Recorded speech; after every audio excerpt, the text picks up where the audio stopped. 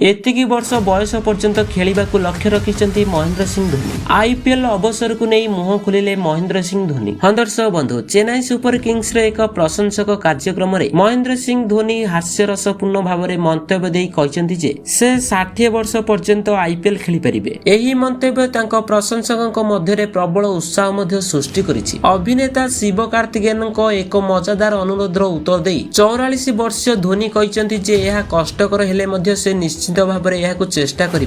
यही घटना प्रकृत में मार्च 22 रे चेन्नई चेपक घटी जो शिव कार्तिकेयन आईपीएल 2026 दल सहित मंच शेयर करते एवं महेंद्र सिंह धोनी को अवसर गुजब को अणदेखा कर हलदिया जर्सी पिंधि खेलिबा पई अनुरोध करते। महेंद्र सिंह धोनी प्रतिक्रिया प्रशंसक मानक खुशी करथिला एवं वीडियोटी परवर्ती समय सोशल मीडिया रे प्रबल अति प्रबल भाव में भाइराल होबार लागिछि। महेंद्र सिंह धोनी आईपीएल 19तम सीजन में खेलिबाकू प्रस्तुत होइथिबा बेले तांकू बहुल भाव में लीग रो सर्वश्रेष्ठ खिलाड़ी भाव में विवेचना करा जाय। तांको रेकर्ड सृष्टि से एपर्यंत 278 मैच खेलिचंती एवं 5439 रन करिसंती।